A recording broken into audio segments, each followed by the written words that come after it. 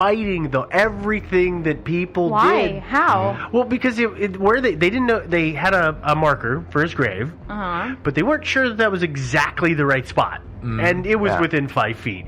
But we're talking in the Arctic Circle, so we got permafrost. Oh, It's frozen, yeah. It's frozen, and they had a backhoe in there, and I think they broke the bucket on the back. Like at first they're doing it with shovels and picks and axes, and then they get a backhoe in there, and the backhoe's having trouble.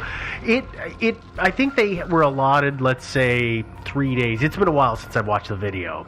They were allotted a couple of days, and they only got in there because they said, we will dig him up, and then we will bury him again. Everything will be respectful and according to traditions of the local people, so we won't disturb any more than we have to. But they had this very small window. I think it actually was 24 hours now that I think about it. And they were freaking out because they couldn't get to the body. They couldn't dig deep enough, and they couldn't find him. Oh my gosh. He was just, I just see that, this guy's ghost be like, no. Neener. Yeah. Yeah, I think they used ground penetrating radar to actually pinpoint the location of his body before they started digging. But then, not what I saw, but I mean, it's hard to say. I mean, I watch it, but again, it's been a little bit since I've seen it, but I just remember them frantically trying to find it. Yeah, and I can't remember the precise date when they did that, but I believe it was summer, like July. Something like that. But yeah, still permafrost. But still, in winter time. Permafrost by definition is always frozen. Yeah. So in winter time, you can just forget about it. The perma stands for permanently. Yeah. In case somebody was unclear about that. It took me a long time to figure it out. Oh. Yeah. So anyway, so they exhumed him, and that gave everybody a chance to retire a lot of these theories. Because they took DNA. Because they took DNA from the body, and then so they were able to find relatives of Johann Conrad Johnson.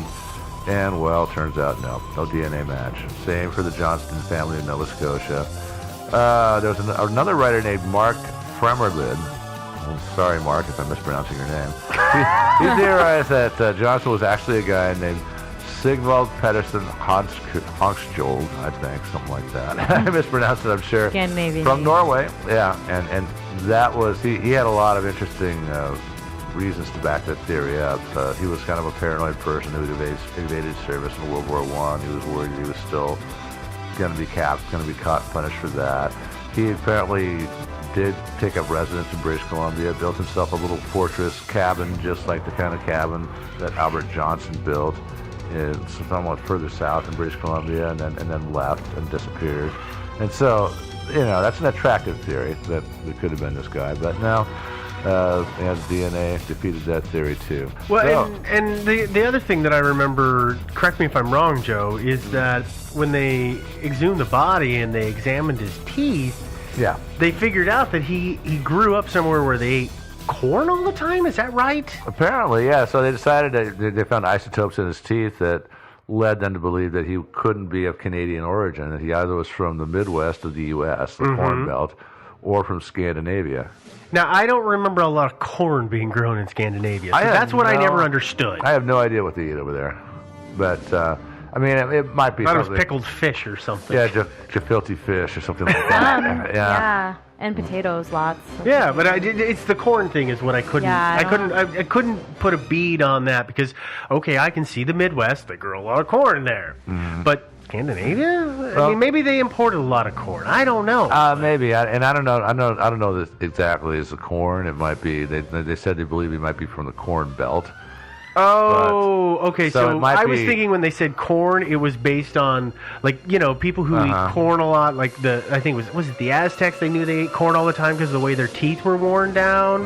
And so I presumed that it was that same. But if it's an isotope, that's very different. Yeah, it's isotopes. Yeah, and so it might be that certain minerals in the ground. That's got to be what it is. That's got to be it. Okay. Yeah, I don't know. That explains why I was completely wrong. And that's I mean, it could be right. I don't know. I'm just that with water usually, because less with the ground, because I guess in the 30s it was less so, but now they can tell from the water because you don't import water from anywhere, whereas our food comes from everywhere. Mm-hmm. Good point. So, yeah. But I think in the 30s that was probably not so much of a thing. Mm-hmm. Yeah, not nearly as much food swapping as we have today. Yeah. Well, so anyway, so after his exhumation, all the so far known candidates were ruled out, and again, they did figure out that little bit about his origins from his teeth. That's the mystery. We still don't know who Albert Johnson really was. So they released some pictures, right? They released some pictures, but he didn't look that hot. Yeah, in those you guys pictures. should go look at the pictures that are up because it's just so interesting. It's a glamour photo. It's a glamour shot. Honestly, I don't know if somebody were like, "Hey, can you ID this person?" I would say it's a human. I think it's a human man probably, but the pictures aren't a great quality, and he's not looking so great. He's emaciated. I'm guessing that they carried his body for a week. I don't know how long he was dead before they managed to get pictures of him, so that might have been part of it too. Well, I was earlier saying to you guys that I thought he just kind of looked like a demon or something, like of some kind. And we've looked at death pictures before.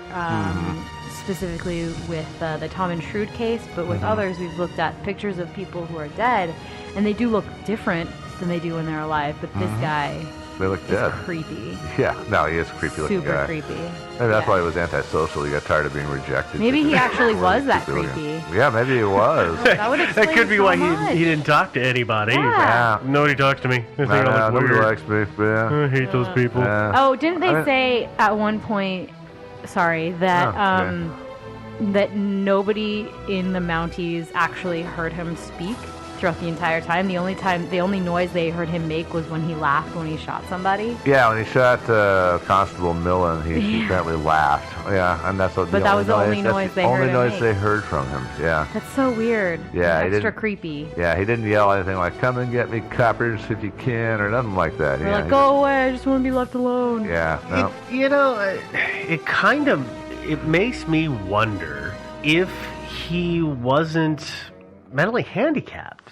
Well, this is a terrible example, but I just recently watched again Sling Blade, and if you've ever watched that movie, in that movie, Billy Bob Thornton plays a guy who's mentally handicapped, and he doesn't talk a lot, and it's very short, it's very simple, and he talks kind of funny, but he doesn't talk a lot. And so as I was watching that, after having read about this, I was like, I wonder if maybe he had a mental condition, and so he was very bad with language, so he just didn't talk, or just some people just don't respond. Talking is not their way to communicate. They just don't. They just don't talk to people.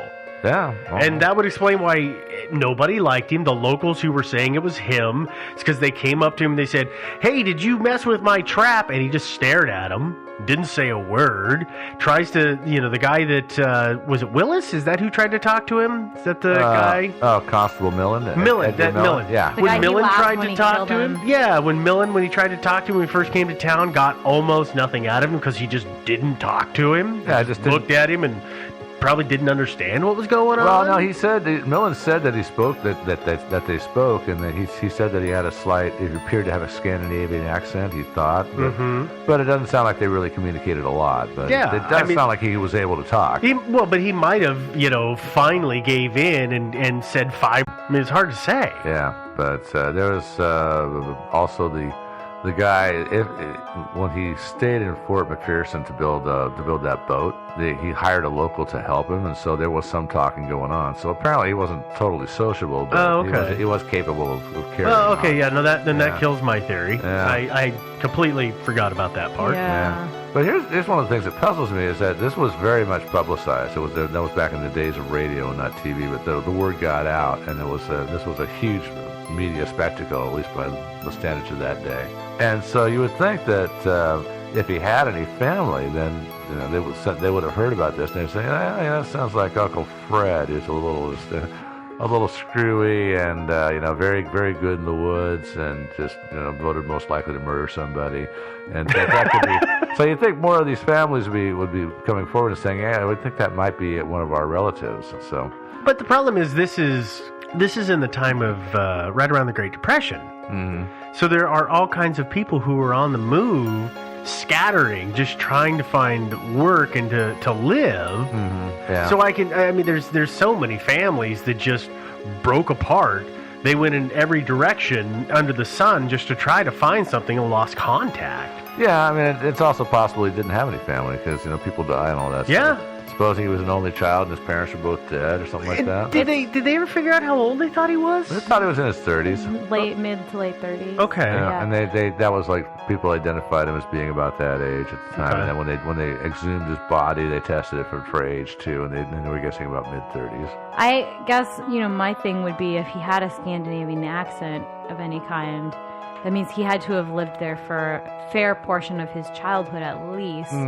It's totally possible that he emigrated as a teenager or as a kid on his own, and that this story maybe never made it really to Scandinavia, and therefore they didn't come forward and say, yeah, that's our kid, Johnny Johnson. It made it to Scandinavia, but it was in Canadian, so they weren't able to understand it. Because nobody else speaks Canadian. No, yeah, it's a tough Sorry. Yeah, so anyway, it could be that his family was back in Scandinavia and they never really got word of this. He could be an orphan. Yeah, this probably was a more North American phenomenon in terms of the news coverage, yeah. So it could be an orphan, or maybe his family is kind of like him, and they don't really want to have contact with the authorities. It's true, yeah. So anyway, here's my action plan for solving this mystery. Oh boy. Yeah, let's all get out our phone books and call everybody with the last name Johnson. Everybody. Seems like that's such a bad idea. Wait, no, Joe, we've talked about this. Yeah. Nobody but you has phone books. I know. So nobody else is going to do that. Yeah. It's all on your shoulders. I'm going to go out on a limb and predict, by the way, that the phone book is going to come back into style. And do you know why? You ever tried to look up somebody's phone number online? Yeah. Yeah. And you know how they won't give it to you unless you pay them? No, everybody has a Facebook page and nobody knows how to secure it, so you always get that stuff. Yeah, but seriously, if you're not Facebook friends with somebody, and they're not on Facebook, try finding their phone number anymore with the internet. It drives me nuts. It's really annoying. Yellowpages.com. Yellowpages.com? Or I guess it's White Pages. Whitepages.com? They still totally do it. Yeah. Okay. Yeah. No, I'm sure there's sites out there. It's just that unfortunately, a lot of people will figure out how to game Google, and so when you do a search for anything like that, their stuff always comes up first because they figured out how to. White Pages. He's never going to give up on the phone book. Ever. I actually don't use the phone book very much at all. It's because he needs to sit on it to reach things. Exactly. That's right. If I'm going to reach that top cupboard, it'll take several. Change the light bulb. I need 17 phone books. Yep. Yeah. He's got them. So you guys have any other theories? No. I tried to find any kind of record of the whole Johnny Johnson, which was the fugitive that had made his way to the Yukon or the northern area. I tried to look up other people like that, and I could never. I mean, it's really hard to find people that would fit that bill, let alone record of them. Sometimes when they disappeared, they just disappeared. You didn't know where they went. Yeah. And unless it was that day and age and you could talk to the people who were around, it just didn't get recorded. I tried to look up stuff like that, and I just dead end after dead end. I just started giving up. So these guys don't go out in the web and just sign up for that user group that's like solitary moody loners, bomber types. They don't have a special group out there. No, they don't do that. I guess my thought the was... internet in the woods sucks. Yeah. Kind of like a special ops officer of some kind from some country or another. Maybe the U.S., maybe the Royal Canadian Mounted Police or whatever they have that is equivalent to special forces. Or something, his skill, his drive to flee, his talent in surviving. Those are things that usually I think of as somebody who has some training. And I guess it's totally plausible to me that somebody, was in the war and then was discharged and they were like, I just want to go do nothing for a really long time. Kind of PTSD kind of situation. Stuff, yeah. And that would explain why they didn't want to talk. Maybe they were on the lam. Maybe he was just didn't really want to talk to anybody. Maybe he thought he would kill somebody if he talked to them. Which maybe he did. he thought he'd Hulk out. You know, I mean, Yeah. well, he did. He hulked out. Like that's exactly He totally what did. happened. He totally did. So for me, you know, I a little bit wonder if there's some kind of armed forces background in the mix there. But again, there's just no evidence. There's no good anything, and it doesn't really explain why somebody didn't see that and think, oh yeah, that's Johnson from, you know, the SEALs or whatever. Yeah, they didn't have SEALs back in those days. Whatever they had, it doesn't matter. Yeah. Green berets. Yeah, then, fine. but you know, you would think that somebody out there would have made the connection, you know, Yeah. but some families, friends, whatever. But it sounds like this guy didn't have a lot of friends. Yeah, it does sound that way. I think the other thing, though, is that this was highly publicized. Yeah. But I think that we've got to also remember that our frame of reference for the phrase highly publicized is much different than what it was in 1931, which was radio broadcasts and newspapers.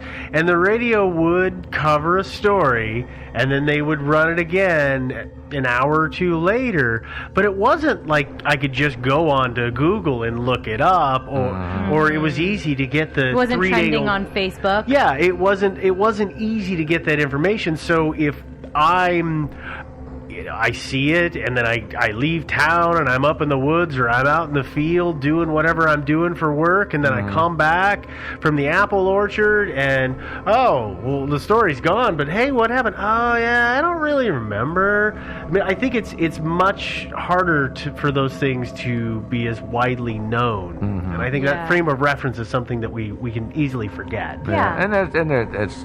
You know, in the 30s, too, there were still people who lived in the woods, no electricity, no indoor plumbing, and you know, didn't Electricity have wasn't radios. everywhere. No, it really wasn't.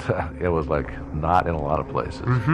So, yeah, so he might have had family, who knows. But I think we're probably never going to find out unless we round up every Johnson in the phone book. Put him in a internment if his camp name and really get was the Johnson. answer. Yeah, if his name was truly I Johnson. think you have a fatal flaw in your theory there, Joe. Well, maybe we should expand our search to not just Johnsons, but Johnstons and Johanssons. I don't know, man. If I were going to go into hiding, I would pick Johnson or Smith. Yeah. Oh, My last name, you know, like something super. John Johnson. How generic can you make it? Yeah. Yeah. Albert Johnson is pretty generic too. Yeah, that's nice. So I think that it's just a flaw to believe. He abbreviated his name when he had it put in the phone book, so he'd be the first Johnson in the book. He was A. Johnson. That's why he chose Albert. Oh. Okay, that makes sense. Well, if we're going to go with Joe's phone book theory, I mean, why not? Yeah. Yeah, anyway, I don't know. The whole thing is still kind of a head scratcher. You know, why he didn't just talk to the cops and just say, hey, don't know what you're talking about, sir, you know? Or, I didn't realize that was against the rules. I'll stop. Yeah, something it was like it was on my property. Yeah. I thought I could do what I wanted on my property. Yeah, so... Yeah, he could have avoided a lot of heartburn if he'd just been a little more cooperative and not shot at them. Well, that's famous last words for a lot of people, unfortunately. I guess so. You just don't like the man and don't want to cooperate because they don't think they should have to. And I'm kind of getting that's what his mindset was. Yeah. Well, you never know. I mean, I'm kind of going back and forth on this of whether he wanted to commit suicide by cop. Because, I mean, you have to know that if you shoot and wound a policeman, sooner or later, they're going to come back with more guns and more people and finish the job. Let's be honest, though. If you want to commit suicide by cop, you don't climb over a 7,000-foot mountain in the middle of the winter in the Arctic Circle to escape said cops. Yeah, that's the part that's sort of controversial. But when you think about it, his shooting the constable in the beginning of this whole story really made no sense. It wasn't necessary at all. They were trying to break into his house. It totally makes sense. There you go. No, well, they were trying to force their way in. Yeah. He probably freaked out. Shot through the door. Yeah, maybe he was taking a nap and suddenly, just thought, oh my God. He's sleeping through all the ruckus outside of everybody yelling at him and knocking on the door. Yeah. He was a deep sleeper. Yeah. Yeah, that's what was going on. Okay, another mystery solved. Solved. Solved. So, you folks are probably wanting to know more cool stuff about how to find us, how to get hold of us, and everything like that. Well, You can find us on Facebook, and of course you can like us. You really should like us. You do like us. Oh, Just, yeah. You show really it. like me. Yes. You can also find us, of course, on Stitcher if you want to stream this live, or if you want to just download it and put it on your iPod, then you can go to iTunes. You'll find us out there. Send us a message. You can use our email account, which is thinkingsidewayspodcast@gmail.com. And let's see, did I leave anything out? Website. Oh, yeah, we have a website? Yeah. Wow, okay. Yeah, our website is thinkingsidewayspodcast.com. And we'll have all the links to the story. And I think we'll probably have the post-mortem picture Yeah, the scary on there. one. Yeah, The scary one. Yeah, we're going to have...